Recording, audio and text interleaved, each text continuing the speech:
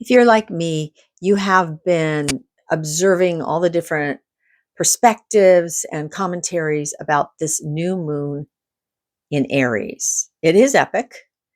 There's so much associated with it that is not just once in a lifetime, but once in many lifetimes. And so I just thought I would come in here in this space to help you shed all the the have tos, the shoulds, the push that you might be feeling because there is a collective kind of lemmings running toward the cliff feeling. And I'm not saying everybody's a bunch of lemmings, we're all going to die. I'm not saying that, but I am saying there's like a collective rush, push, franticness. Oh my gosh, here's this Aries new moon. What am I going to do with it? Ah! That's what you do. You just take a breath. You are a very special soul. You chose to be here while all of this was going on, while the planet was going through such major changes, whether we're talking about geological changes or meteorological changes or human heart changes. It's amazing, all these layers interweaving and happening at the same time. You can't keep track of all of it. And honestly, it's not all personal for you.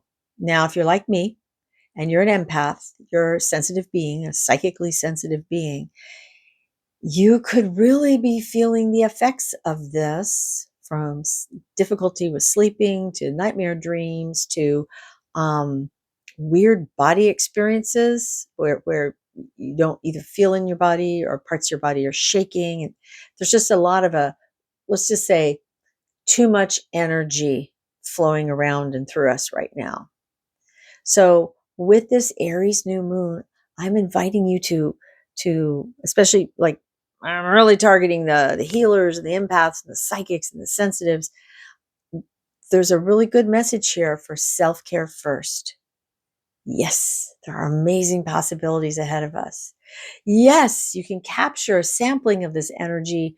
There we go, really woo-woo here, but by focusing it into a crystal or writing something with such strong intention that you're holding that energy, you can tap into it later. That's what things like petroglyphs are. There's so much energy that was poured into the creation of the petroglyph that people can come back thousands of years later, take a journey, and understand what it was about. They can tap into it. You can do the same thing for yourself. So don't feel like you have to rush, rush, rush. You got to do the thing, get it all together in time for this new moon. And this is your only opportunity. This is the only time all these planets will be in Aries. This will be the only time the world is such a place. What is important for you? What is in front of you now? Where can you take a breath and set your priorities? Aries is the sign of you, of me, of the individual, of the new cycle, the new start, the new beginning. Pick one thing. Pick one thing that you want to have be something that you explore, maybe for the whole year, maybe for the next turning of the wheel, the next cycle of the zodiac, the next calendar year, however you want to look at it. Just pick one thing that you'd really like to either be consistent with or start as a launching point and then grow with it. Like if you start, I'm just going to do some breathing, 5 minutes a day, I'm going to do some conscious breathing. And then you move it into, well, I really like that. I'm going to add some Tai Chi or some yoga to that. Or, oh, I'm going to do it while I'm on a walk. I'm going to do conscious breathing while I'm on a walk. And then if you're shamanic, it'll be, okay, I'm actually going to go on that walk and I'm going to ask for messages during the walk. That's a very cool experience. If you haven't done it yet and you like to get messages or you are on a shamanic path, definitely take a walk with intention for messages. I'll make something about that later to explore some of the fun things that have happened for me doing that. You see what I'm saying? Like you can let it wind and evolve into something new, but the intention's there that you're doing this very special thing for yourself, and it's all about embodiment, coming back to your body and being in charge of your energy and not being hijacked by all the energy that's happening around you. Flame is hot. If you're near it, you're going to get burned, right? We're all in the middle of it. So What is your way of mitigating the potentially harmful effects of all that Aries fire energy, of all that people really freaking out and jacked up energy? I was listening to Lee Harris earlier today.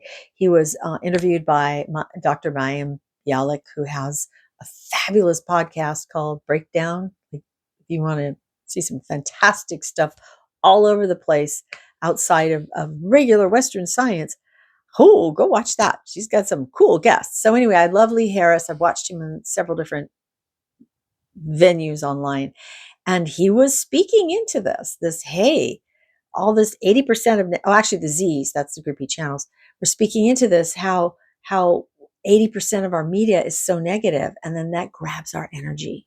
And this is what I've been saying myself to my students and my clients, my little tiny whiny micro world here. If we can continually catch ourselves before we go down the precipice and go into the dark hole and start vibrating those lower vibes, if we can catch ourselves in time to at least stay neutral and possibly even like elevate, escalate, go up to higher vibration. Abraham Hicks has a wonderful emotional freedom ladder at the back of their original book, Ask and It Is Given. And fantastic book again. Really, it's an older book. Like, it was one that I was directed to by the guides. I didn't even know it existed. And, an hour later it was in my hands. Be in charge of your energy, which your emotions are very clear language of your energy, and seek to keep following that, because when we do that, it helps counteract that negative energy. It helps to keep us all having an option of getting out of the discord of the out of tune orchestra that is playing some really dark themes, and instead to hear the music of our soul and the harmonies and the beautiful music of the angels that we all make when we are a true expression of the highest parts of ourselves. And being able to do that on earth, healing, magical healing. So yeah, we are all here because we wanted to be. You're playing the role that your soul wanted you to play, or you're not. You need to tune back into that. And you don't have to be eaten by, swept into, consumed by the darkness. You can be part of the light and helping to shed light for others to follow. Yeah, I kind of went off there on that, but that is really your Aries message. So pick a thing that you know is going to make you feel brighter, that'll help you feel even just calmer. Even if you can't shoot for bright, just shoot for neutral. So you're not down there in the anxiety, worry, fear, panic mode. Instead, be able to at least neutralize, settle in, and start to rise higher. Not in a hierarchical way. I'm not saying one is better than the other. It's just, for me, I'd much rather listen to the ocean or a fabulous piece of music than to hear a garbage truck or a jackhammer, right? Like, one is discordant and creates a particular effect in your body, and the other is harmonizing and generates a more healing and improving flavor for the body, right? I'm sure that all makes sense. So have your Aries ceremony, your Aries new moon ceremony, maybe be about, oh, there's this thing I'm going to start doing. I have this book I'm going to read a paragraph out of every day and spend 5 minutes journaling, or there's this breathing practice I'm going to do. Here's the thing. I believe it's at 11 a.m. Pacific time. If I have a correction to that, I'll put it in the comments. Around the world, so 11 a.m. Pacific time, wherever it translates for you, around the world, everybody who wants to tap in is spending 15 minutes meditating on world peace. Yes, it really is happening. People are tapping in on it. Other folks are doing like daily meditation groups. When we all meditate, and you can call that pray, together, it makes a difference. So maybe you tap into one of those. Something that is bringing joy back up into your heart and the light into your eyes. Even if it's that much every day, it's a start. So this is an awesome time to start something new. I've given you some ideas. If you have better ones, put them in the comments because we're all open, right? We'd all like to know, hey, how do you get your happy on? And seek to bring the glow alive in your life and to start this new turn of the wheel with a fresh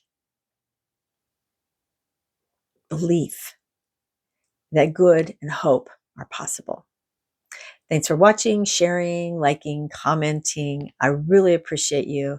And it's an honor to be able to be here with you. Thank you. Bye bye.